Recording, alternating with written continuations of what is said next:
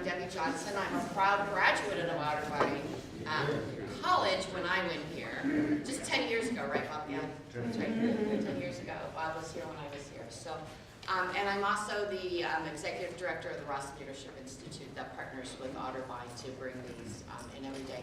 I'm pleased and honored to introduce our speaker today, Scott White. He is President and CEO of IGS Energy. IGS Energy is located just around 270. If you go out here and go west, you'll see it. One of the things I want to say, they are an energy company, and their building is actually a platinum LEEDs building. Now think about that, an energy company that is saving energy on their corporate headquarters. So that, I think, is a statement. It's a beautiful building, very, very well done. Not many buildings, at least here in Central Ohio, are platinum LEEDs. I'll give you that from my public sector work, so kudos to them. Scott started the company, founded the company with his father and his sister, but the three of them have now built this wonderful company, and he's going to tell you a little bit about that and the background. But it is a family business as well as being a major company there. But one of their directions that they take is that it's purpose over profits. And I think that's a very powerful message that we'll hear today. I want to just tell you a little bit more about Scott. I'm going to read him just to make sure I get him right. He's received a lot of accolades. The Smart Business Leader in Central Ohio by Smart Business Magazine. Social Entrepreneur of the Year by Ernst & Young. Business Person of the Year by the Dublin Chamber of Commerce. And the Most Admired Executives by Columbus Business First. So I'm pleased to introduce Scott White. Thank you, Debbie. You could have kept on. You did it better. I don't know. Is this picking up? Is it more from video? Okay. I assume if you can't hear me, raise your hand. Let me know.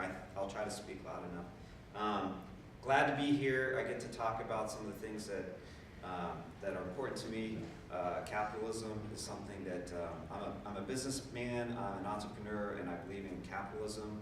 And I'm here, I guess, maybe to defend it or bring up a point of view and just talk about some of the what's going on in the world right now and how capitalism isn't maybe embraced the way it could be or the way that I embraced it as a kid. I have a 23-year-old daughter, and we've had a lot of discussions about capitalism, and she's enlightened me to the viewpoints of her generation, and I have to respect them. And so I'm here. I put together a presentation, and hopefully you'll enjoy it. But before I do that, I'm going to give a brief intro into IGS Energy. Debbie gave you a few facts, a little bit of time on my background, and then I'll get into Conscious Capitalism.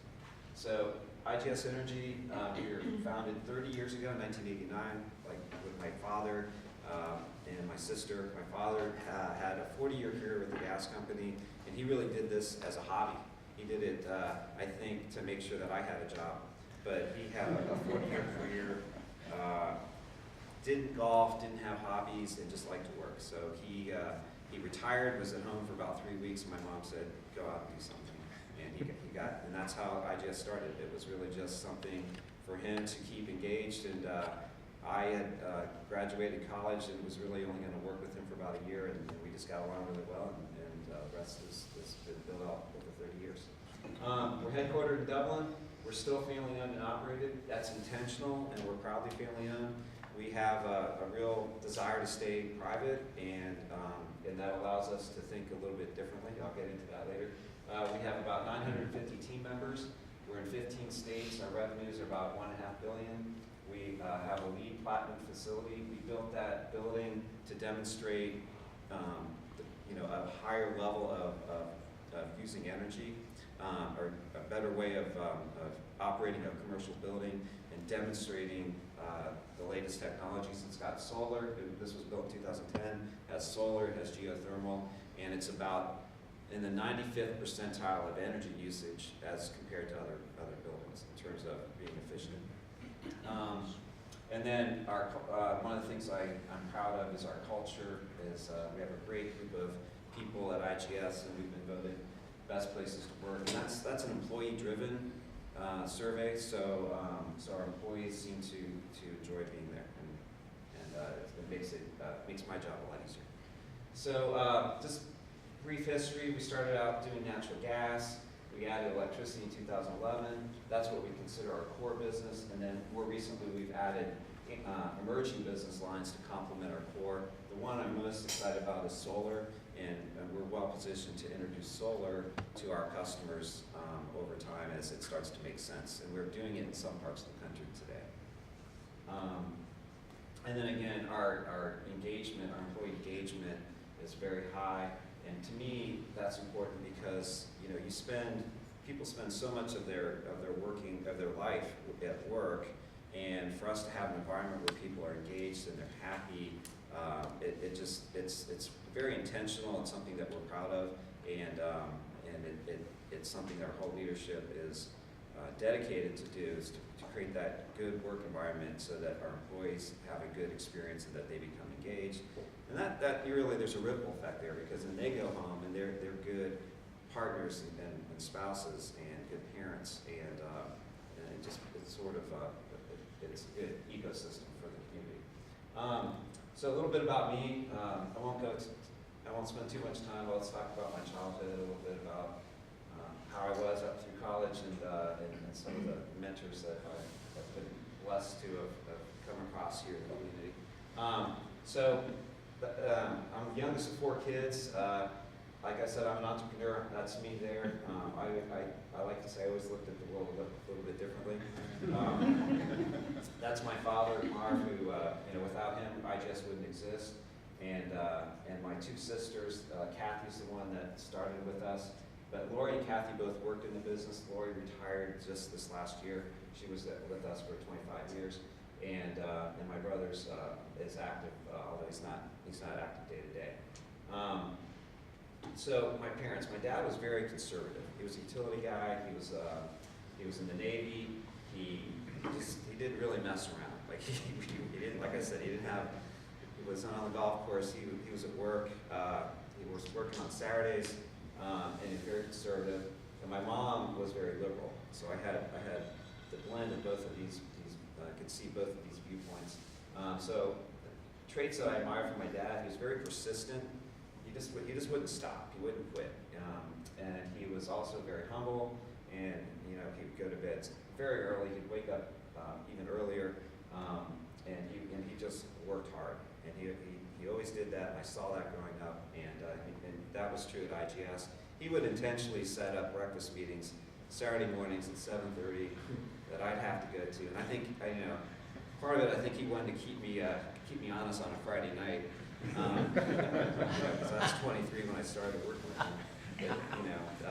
But yeah, that was just the way it was. We worked Saturdays, we worked at 7:30, met with his friends at breakfast.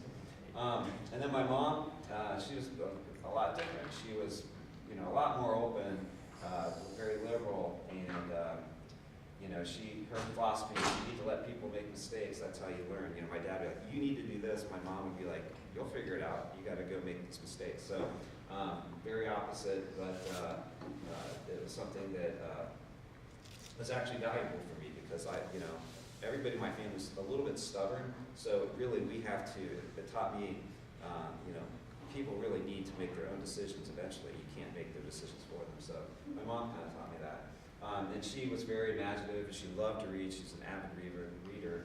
And she thought the future was cool. She took me to Star Wars. I remember when Star Wars came out, I was in 7th grade. We probably went 3 or 4 times. She was a science fiction buff, and that taught me, like, hey, the future's cool. It's fun. So early years, my first job was delivering papers, and I did that in 6th grade, and that was really a great experience because they don't do that, I don't think, as much anymore. I don't think kids have paper routes. I think it's more of a profession. But at that age, you're really in charge of sales because you have to go get subscriptions. You're in charge of delivery, and then you have to go collect the money. So you had really a little mini business, and I did that for a couple of years in 6th grade. Always was out. I always had 4 or 5 lawns that I was mowing during the summer and shovel driveways during the winter. And then my first real job was at Burger Chef and Jeff. I don't know if anybody remembers that chain. That was my first job. I remember my first rate of pay was $2.85.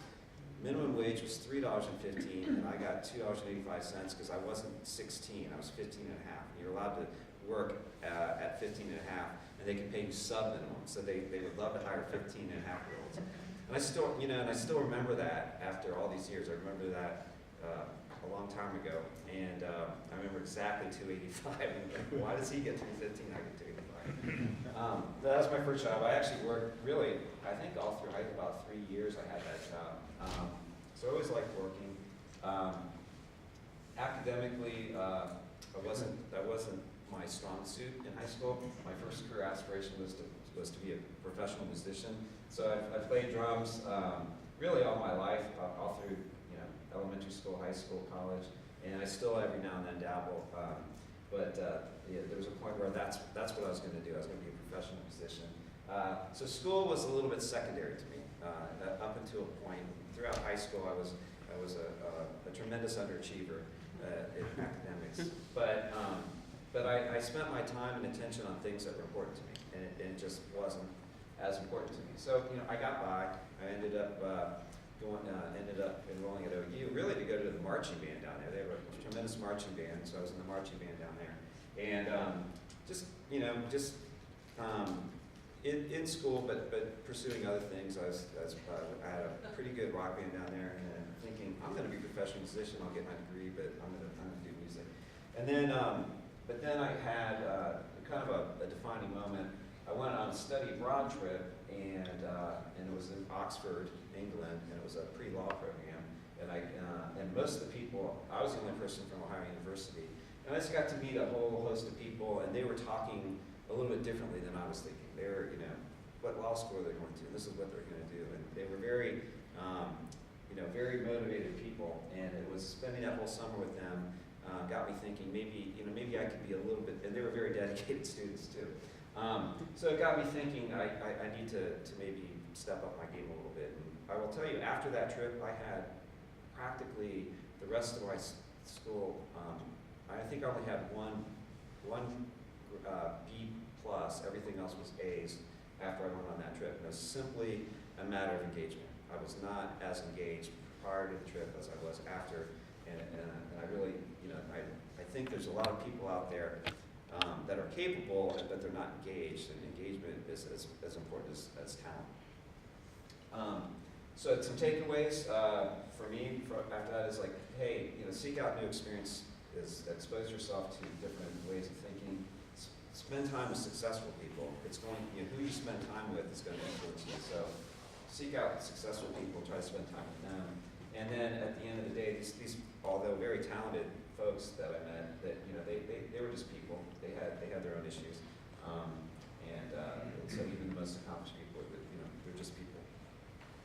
All right, so some mentors later in life, Paul Oddie, Bill Loda, and Doug Smith are three local folks that I've had the privilege to spend some time with. Paul Oddie started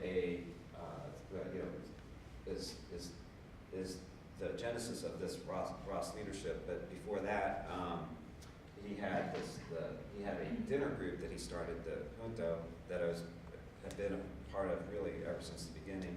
And in the early days, Paul would really give us leadership lessons and facilitate discussion. So he was really dedicated to leadership and teaching other people how to be leaders. And then Bill Loda, who was also in that same group, I served under him on the board of Credo when he was leading Credo, and I got to watch him lead. And he was all about ethics. Actually had ethics on his driver's plate, license plate. And so I got to spend time with him and learn from him. And then Doug Smith is another local person who has written a book. He's been a speaker here, and he wrote a book on happiness, and I've gotten to meet with him several times.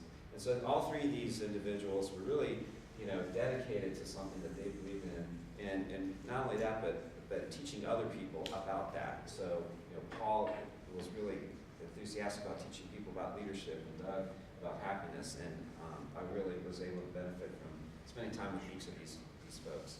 So what it taught me is that I want to spend my life doing things worth doing, because each of these people figured out these were important things, and then spending This is an awkward statement, but I say it all the time. I want to spend my life doing things worth doing with people worth doing them with.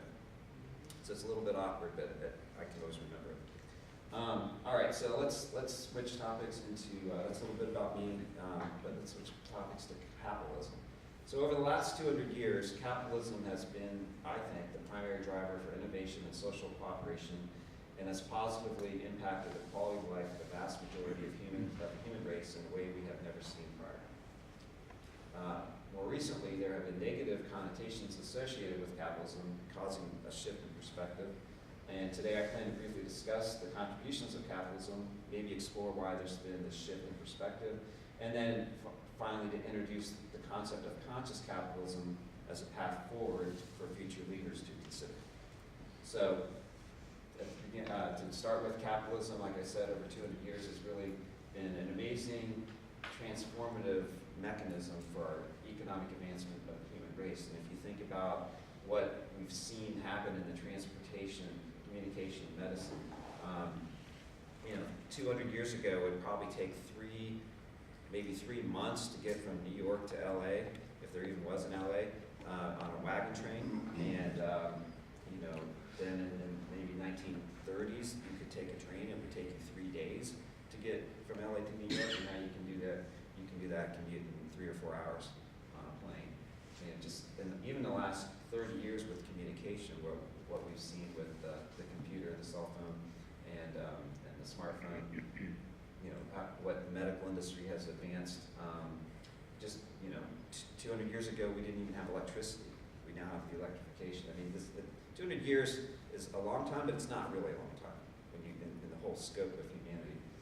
So all these have been introduced to society through basically capitalism. And capitalism has had an impact on our way of living and our economic betterment. And so the world population 200 years ago, about 85% were living, 85% were living basically at $1 a day, and that's down to 17%. And if that trend continues, we have an opportunity to eliminate poverty. How we spend our time is dramatically different.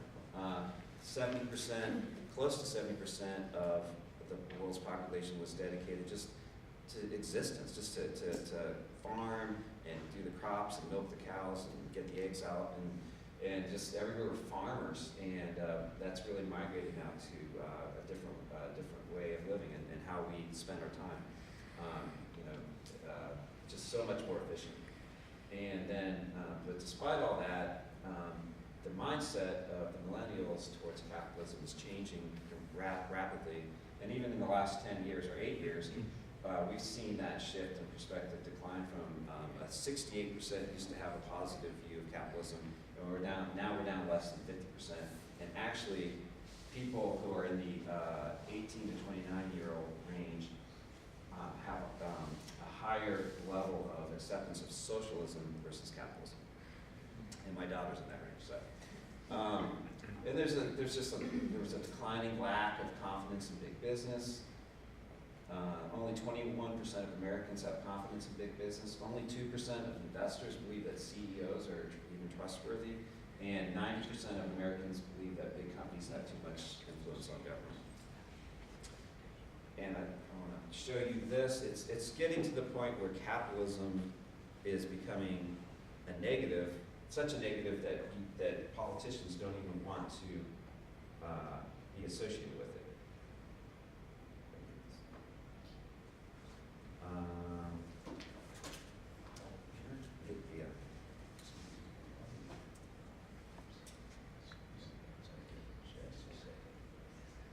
Bear with me for just a moment.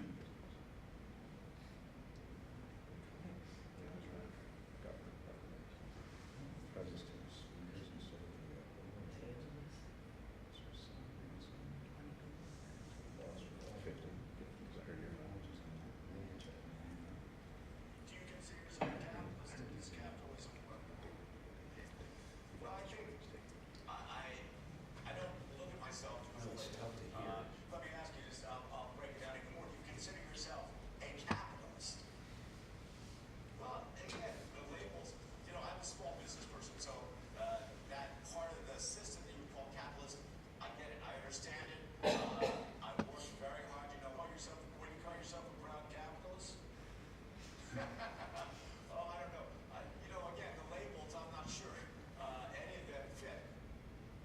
so he really skirted the question there. He's a politician, I get it, but he's also a very successful businessman. He was the former governor of Colorado, and that's just the way. That's the reality is. Here's a politician running for president, one of all the Democrat, which is a big field now.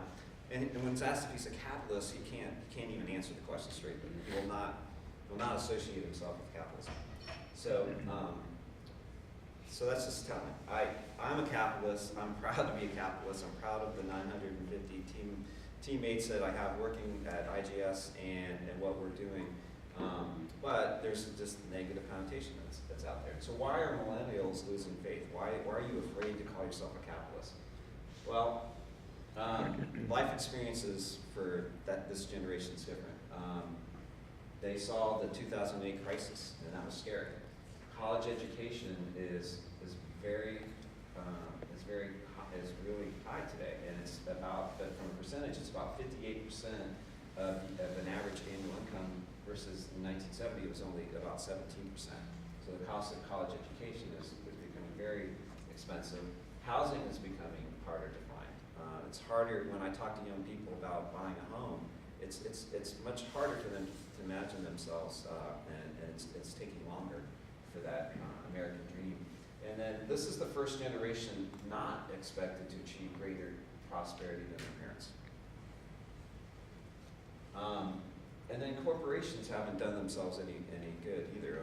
There's been a lot of bad behavior. Enron, WorldCom, Lehman Brothers, Bernie Madoff. I just saw one of the documentaries about Theranos and Elizabeth Holmes. It's amazing on HBO, Bad Blood. These are people that are just not setting good role models for big business. And Volkswagen with their product safety, and now Boeing recently. This is not really giving confidence to the American consumer. And there's consumer abuse. When you think about, is Apple slowing down my phone so I have to go buy another phone? Are they intentionally doing that? Facebook.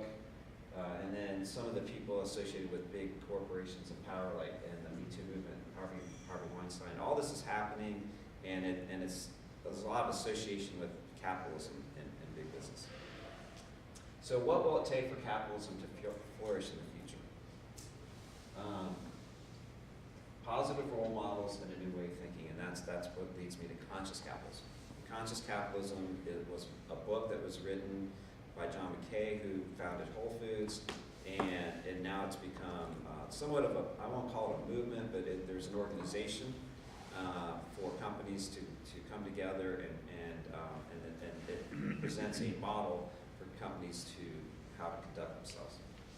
So another way that I like to look at this is, for me personally, it's like, okay, I believe in capitalism, I believe in what I'm doing, I'm running a good company, so what can I do is be the change we wish to see in the world and try to influence others and help others. So what is conscious capitalism? Here's the credo. We believe that business is good because it creates value. It is ethical because it is based on voluntary exchange. It is noble because it can elevate our existence, and it is heroic because it lifts people out of poverty and creates prosperity. Free enterprise capitalism is the most powerful system for social cooperation and human progress ever conceived, and is one of the most compelling ideas we humans have ever had, but we can aspire to even more. So here's an example of companies that are deemed to be conscious. So in a lot of these names, I think when you see like a Whole Foods or Southwest or Panera or Home Depot, these are companies that I think generally you get a good feeling when you see these labels and brands, because they are operating and conducting themselves in such a way, and they're part of this conscious capitalism. And these things are intentional. You make a choice. So what are the 4 tenets of conscious capitalism? It's purpose. You have a stakeholder mentality. You focus on leadership, and you dedicate yourself to having a good culture. So purpose. You run a business not just to make money, but you actually have a higher purpose. There's a reason that you exist. You get up every day to do something, and it's not just to make money.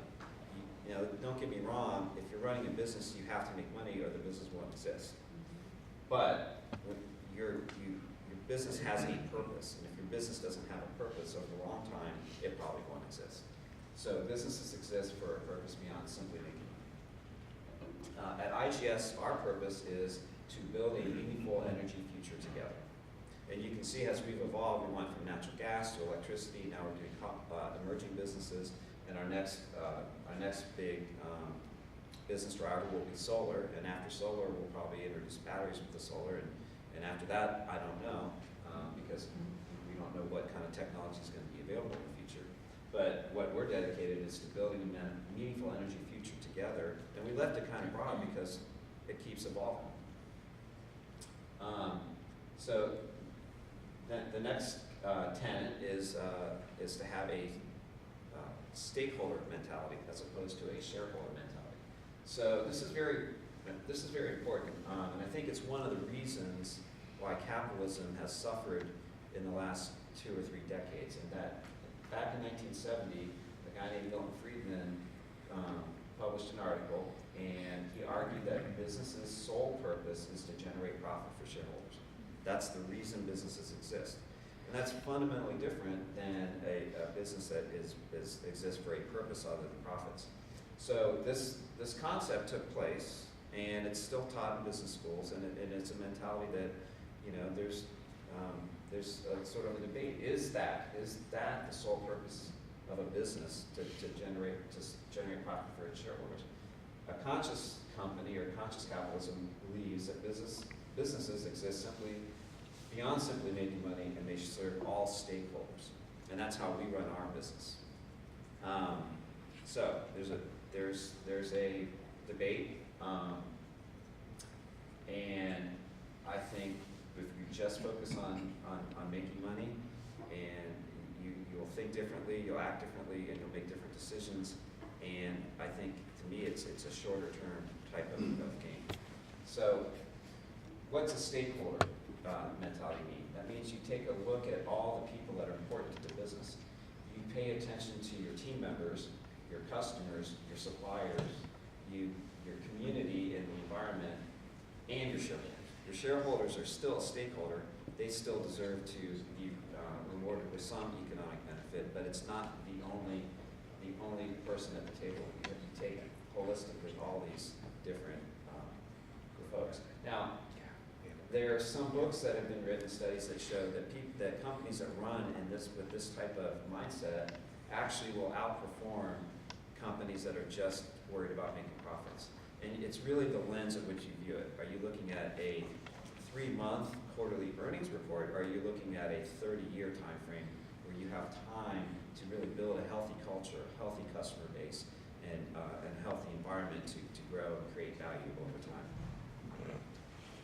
Conscious leadership. Okay, so there's purpose, stakeholder mentality, and then leadership. Conscious leaders understand that their role is to serve the purpose of the organization, to support the people within the organization, and to create value for all the organization's stakeholders. So conscious leaders focus on we rather than me, and they inspire and foster transformation and bring out the best of those around them. The conscious leader should there's a field guide actually that you get if you become a part of the Conscious Capitalism organization. They have a field guide, and they tell you for leadership, you focus on strength, enthusiasm, love, flexibility, long-term orientations, emotional intelligence, systems intelligence, and spiritual intelligence, and that's selfless. Now, I don't think in business school, I was never taught, I was a business major at OU, and none of my professors ever said, hey, what's really important is that you have enthusiasm and love when you're running a company. And it's probably a mistake. It's, maybe, and it was. I do remember very heavily the influence of you exist to make money for your shareholders. That's why you exist. So conscious culture is one in which there's a high level of engagement, performance, and it's very important to us. By the way, we were doing all these things before we read the book. We read the book and we're like, oh my gosh, this is us. This is what we do. We just didn't know it. But But yeah, we've always took the approach that our employees are important, and that it's important to have a healthy culture.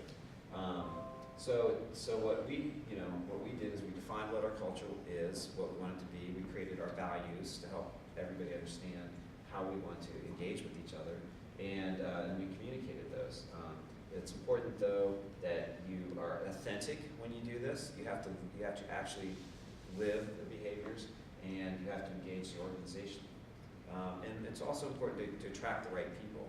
It's important for us to let a potential associate or team member come on and know what our purpose is, and that they're excited about that. A conscious culture has trust, authenticity, caring, transparency, integrity, learning, and empowerment. And then finally, for us, we want people to be excited to come to work. We want to thank God for the mentality. People that are working for more than just a paycheck, they're aligned with our purpose, and they want to be a bigger part of it, and just have fun and enjoy it. Because, like I said, you spend most of your time at work. So, I don't know how I'm doing with time, but you said leave some time for questions. You're good. So, how is it? You're at 8:05. What's that? 8:05. 25 minutes. Hmm? So I'm gonna have more time for questions. Right. So I'm gonna You're open good. it up for questions at this point. I went fast because I was worried about taking too long. You're So, fine. Okay. Okay. Well, so I'm good. No, I mean, so You're ready for questions? I am ready for questions. Yes. So, my name is Hillary, I work at the Columbus Foundation. We're actually going to host the August Conscious Capitalism event. Conscious Capitalism Central Ohio has roughly monthly gatherings that are open to the public. And I guess my question is, what can we do as a community to encourage this behavior beyond modeling it? Well, good. Well, thanks for being part of the Columbus. Are you with the organization? I work at the Columbus Foundation. We're Columbus going to be Foundation, okay. hosting Right. the Right, chapter right, meeting. Yeah. Right. And that's going to be a big event, by the way. I hope so. I- I'm going to try to recruit. All of you are invited. And like, the Columbus chapter is new. It's only like 2 years old, and we're just starting. So I guess trying to get more members in that to be aware of it and to be a part of it. So we're one of the members, and Jen Bowden's our representative with that. I would say that's one of the reasons I'm out speaking about it, just to let people know that this exists. And if there are leaders of companies that want to be a part of it, it's a good resource to get better information and I guess some support, peer support, collaboration of hearing from other leaders what they're doing. I always learn whenever I go hear somebody else doing something. I usually pick up 1 or 2 ideas, like, wow, that's a great idea. So just what you're doing is by having that event that allows other companies, I think, in Columbus to come be a part of it and learn more about it. But I really think it's the leadership. To me, it takes some support at the leadership level. So it's the CEOs and executives that need to want to say, okay, this is the kind of company that we want to have. We want to make sure that we defined our purpose, have we invested in our culture, and when that happens, that's when the change happens at the organization. You have some good we have a good start in Columbus. I think Jenny's Ice Cream, Improve. There's another 4, but it's just getting started. So if we can find other companies that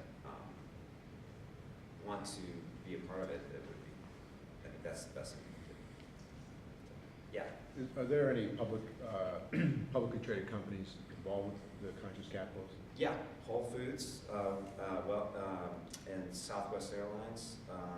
So it's harder, I think. That's a great question. I think I don't know how I could not run IGS as a public company. I would struggle to run IGS as a public company, and so we intentionally stay private because our thinking process is longer term, and it would be hard, I think, to manage to the quarterly expectations of Wall Street, for me personally. Others do it, Jeff Bezos does it, and you know, Mark Zuckerberg, there's like some, but I'm not those guys. I can't. And for me, and that's the exception, because you know, Amazon could go years and years and years and never turn a profit, and that's just really, that's like a unicorn. That's very the exception. But for me, being private, you know, we can take that much longer term view. And I think that's one of the conundrums of capitalism, is that, you know, the public markets give you access to capital, but it also creates some risk to the founder or to the organization, to have that there can be a shift in their thinking. There could be this pressure on profits to meet Wall Street expectations. So it's a little bit it can be an issue. Now, some companies do a great job of just, they don't care about it, and they're able to not be influenced or affected by it. But it's harder. It's harder to be publicly traded. But you can still do it. You can still adopt these things, but it is harder. And I encourage. I'm adamant about staying private, and it makes it easier for me to maintain this longevity. Yeah. Given that, if you find yourself as a leader of a department, division, section of a big, larger publicly traded company, can you do this as a small piece of a bigger pie, right? Yeah. Can you do it for your department, not, even though you've got the rest of the company going on around you? Is that possible? Yeah, I think you could do. So first of all, I think these are good. I argue that these are all things that you should do. It's just good leadership. It's good leadership, and it's actually good for the bottom line. It's good for the bottom line. Just depends on how you're, you know, are you measuring it in 3 years or 3 months? And so there, you start to bring in programs that invest in employees, cost money, but you have to convince the CFO that there's an ROI on that. So now you have to play within a little bit of a restricted game, but you can still do it. It still makes sense to invest in employees, even in a publicly traded company, obviously. But there just has to be, you know, a little bit more recognition on, are we going to get a return on that effort? Why are we doing that? So you have to justify it a little bit more. Yeah, I think people are attracted to your company because of this. That would be the same thing. They'd be attracted to come work in your department if you were in a bigger company, right? Yeah. If our company does these things, if we then we'll get better people, and the people stay longer, and ultimately it's the right thing to do. So it does come back to then making the case that it's best for the bottom line. But you have to have a little bit of belief at the leadership level, and they have to stomach a little bit of shorter term investment to get there. So, but so it can be done. Yes. We talked a lot about ensuring that there's a good match with employees and culture. So can you talk a little bit about hiring practices that you use beyond just technical assessment to determine values and whether or not it's a good fit? That's a good question. Well, so for me, first it was about, it's important for us to articulate what we're trying to do as a company and make sure that there's an alignment there. So going through the process of creating our purpose and our vision and some of the activities that we're involved with, and then just trying to get that right fit, the goals of what's important to people. You know, our HR team does a lot of you know, a little bit of assessments of people's, you know, their EQ is important. And so we're not hiring just for who's got the highest grade point or who's got the most technical skills. It's more of their fit with being collaborative. I think is one of our values. So we want people that are going to be happy when their peers are successful. And it's a little bit hard to get that in the interview, but that's what we're looking for. I mean, we have an idea of what we want. We want people who are collaborative when they're working in within our building. And other cultures are different. Other cultures are like, I want, people are just really top notch. I don't care if they're not, they're not pleasant to their coworker. This person can code better than anybody else. Like, well, that's, we'll take somebody that's not as good with their skills, but have a better collaborative attitude. So collaboration, integrity, and innovation are three of our core values. So we're looking for people who we think have those fits with our culture. I don't know if I answered your question. You did. I was gonna follow up with what advice would you have for a 4-year private independent institution? What's that? What advice would you have for a 4-year private independent institution to help prepare their graduates to succeed in an environment where people I are think looking for more than technical skills? life skills. We're looking for life skills. Great. If you have a 4-point average, that's great. You've really proven that you can learn stuff. But can you relate to your coworkers? And the other thing is, are you can. There's such thing as being too career driven, right? Are you so adamant about rising up that you're not working well with your peers? Are you happy when somebody else has a great idea? There was a story that Simon Sinek talks about in one of his presentations about the Wright brothers trying to discover flight, and there was another organization that was also trying to discover flight, and they were much more backed by finance, and everybody was banking on them. And as soon as, and they were just really, trying to be the first one to have a flight. And when the Wright brothers had their first flight, these guys just quit. And the story there is like these guys weren't really wanting to advance flight. They just wanted to get the headlines. They just wanted to be first. They wanted. It was all about me. So what we got to be careful at when we're hiring is like that's a very talented person, but are they me driven or are they we driven? Because if they're me driven, they're not going to cooperate, and they're not going to be. We're not going to get there as a team. So that's hard. That's a hard thing to understand. But so to answer your question, I'd say life skills. I think Doug Smith, who I referred to, he actually teaches a class on happiness at his old institution in Indiana at DePaul, and it's about why are you here? Why are you doing this? Is it because just getting up that career ladder is not necessarily going to make you happy. So I think some life skills is good. Yeah.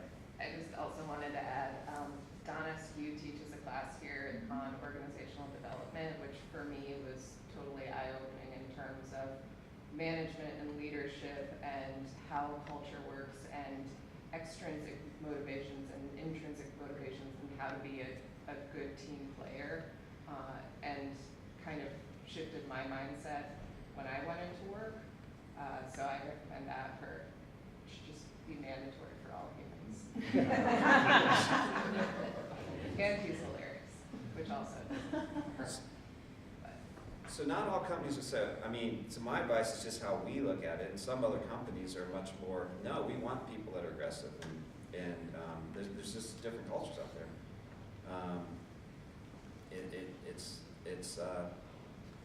So it just kind of depends, but I would think that everybody would benefit with a little bit more EQ and some life skill balance. So, yeah. You touched on this a little bit. What type of consumer demand research are you seeing from Gen Z that want a company, not to work for, but from a consumer point of view, they're looking more for conscious capitalism companies?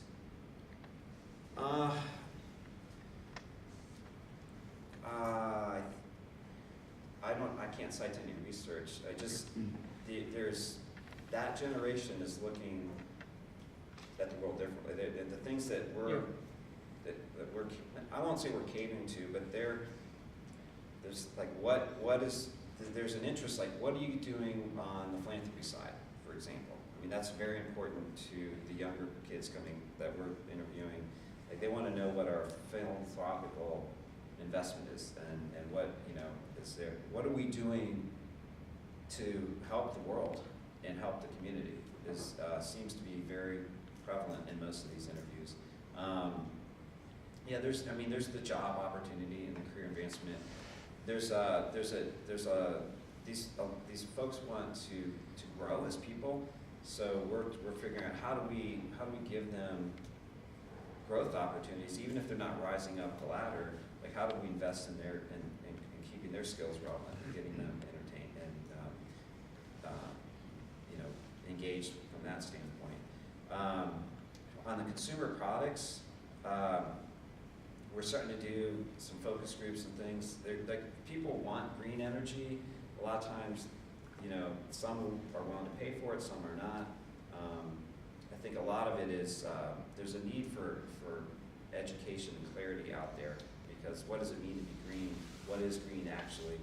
We have a lot of challenges on figuring out how do we message that, how do we explain it to somebody.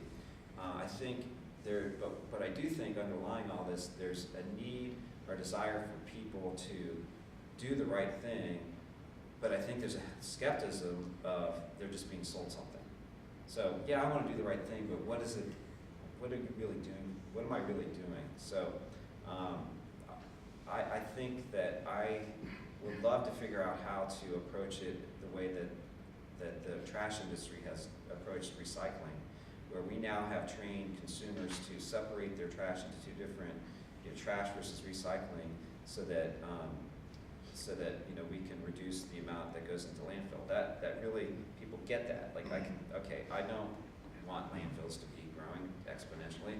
If I spend a few minutes and separate my trash into recyclables, I can reduce that. That's clear. It's getting participation from the consumer, and there's an engagement there by the consumer that they're actually part of this problem. So our challenge is to figure out how do we do that on the energy side. How do we allow consumers to participate and feel like they're part of this shared experience of making the energy ecosystem a little bit more efficient. Yeah. Your father had a philosophy, early to bed, early to rise. As CEO, how do you start your day? How do you plan your day? Well, there's my aspirational of what I'd like to do, and then there's the reality of having at times being called into social events and things like that. So ideally, I'd like to go to bed at 10 o'clock, wake up at 6, and potentially even get a brief workout in on an elliptical or something. That would be ideal, and I aspire to that, and I do that on a fairly regular basis. I've also taken up meditation in the last 2 years, and I use an app called Headspace. So if I can do 15 minutes of that, I had a string of about 265 days, so I was going really good. Then somebody told me, well, wait, if you're so focused on, you can get so focused on doing meditation every day that it kind of takes away from the fact that you're too intense about that. So now I just kind of do it fairly regularly, but I don't obsess about the string, because it became like, now it's about hitting that string instead of just actually being present. But for me, working out and sleep are the two things, and eating right. Those are the three things. Working out on a fairly regular basis, and sleep is just so important, and we don't get enough sleep as a society. And you're supposed to get 8 hours. I probably get around 6.5 to 7.5 on average. And recently started wearing a Fitbit to actually see it, because I'm a dad. I'm like, wow, okay. I get excited about that. But so go to bed, but you have to go to bed. If you're gonna get to sleep, you gotta go to bed early enough. So 10 o'clock is like, that's when I try to get to bed. And when that happens, I'll tell you, I am so much better the next day. If I go to bed at 10 and get my 7.5 hours of sleep, I'm clear and I can think better, and I enjoy the day better. So, yes. I have a little bit of insider knowledge on this question, so it's a rhetoric question for me. It's a softball, I promise. Talk about your company. I mean, you have great retention there of your employees.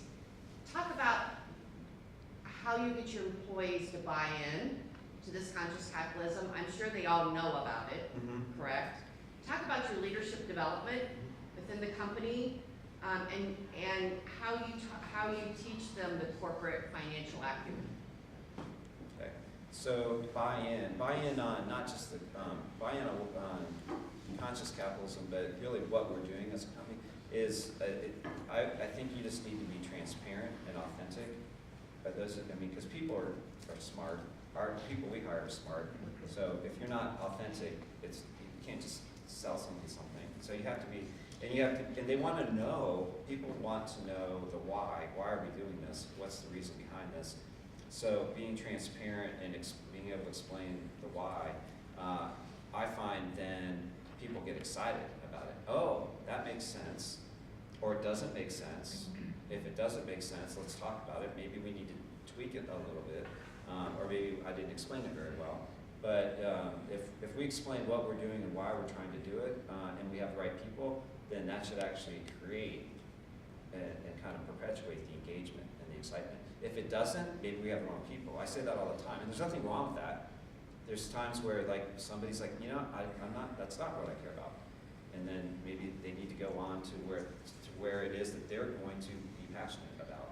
I had somebody, great guy, lead me, and he's the CFO of Cameron Mitchell's restaurant, and he was passionate about food and wine, and he did a great job for us. He got that opportunity, and he's like, man, you got to do that.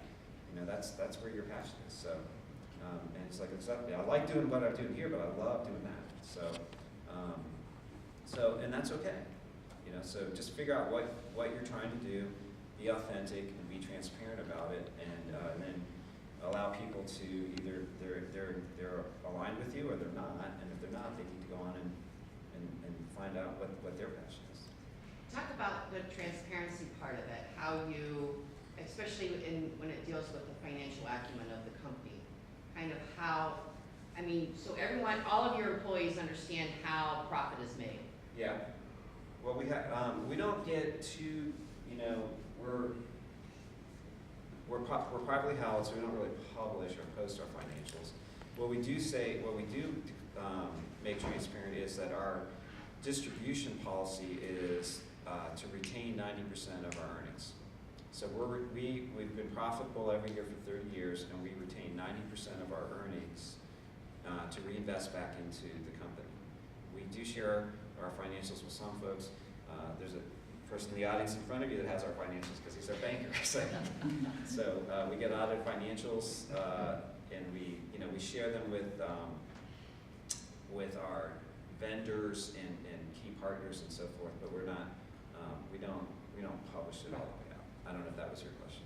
No, but just if your employees understand kind of Oh, the how you? company runs. Yes. Yeah, depending on their business area, because now we're getting all these different business lines. Yeah, we do try to break down try to keep it simple and say this is, you know, where we're trying to make that line profitable, what our margin is for a certain product. People involved with that they're visible to that. Yes. So as you think about the four, you know, purpose, stakeholders, leadership, and culture, you know, obviously you've grown well. You know, as you enter different lines of business, you have more and different stakeholders needing, you know, more leaders to lead those businesses, want to keep the culture consistent.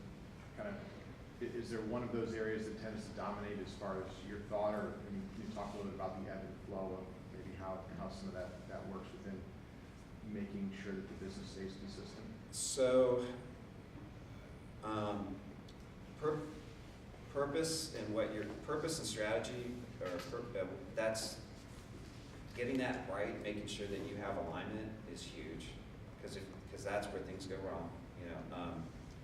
And then leadership, and so we're growing. As we grow, we have different divisions, and I have a lot of different leaders.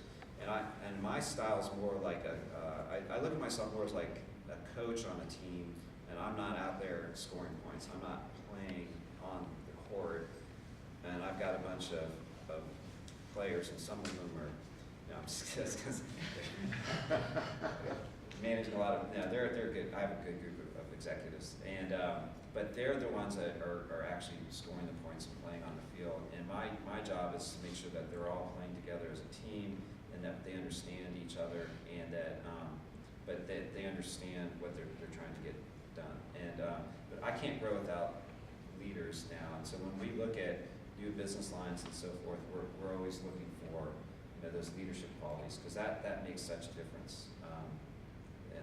That will have an impact, the biggest impact on that division.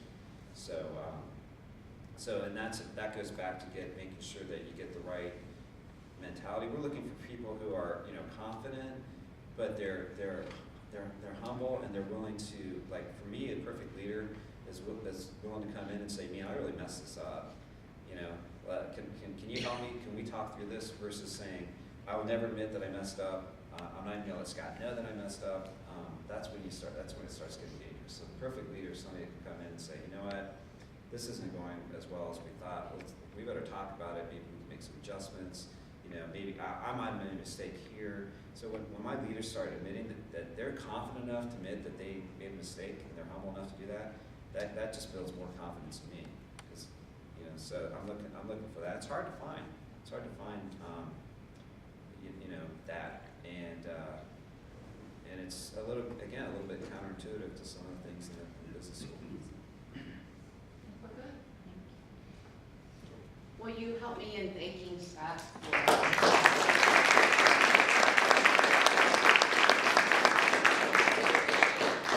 think you and I have some of the same mentors.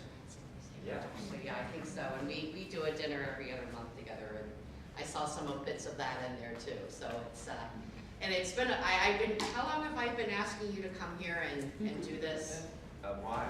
A while. A while Yeah. to come speak, and he's been reluctant, and he said, come on, you can do it. So Yeah. thank you for bringing this, and I'm happy to hear that the Columbus Foundation's actually kind of bringing this on, because it was a great concept, and I wanted to bring it in. It is so much about leadership and everything that at least I teach at the Ross Leadership Institute. So as well. So And maybe do we know the date for the? I was just pulling that up and feeling bad that I had my phone out. So there's going to be a Conscious Capitalism Summit.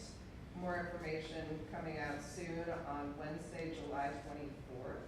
And then the event that we are hosting at the Columbus Foundation will be taking place on Thursday, August 15th.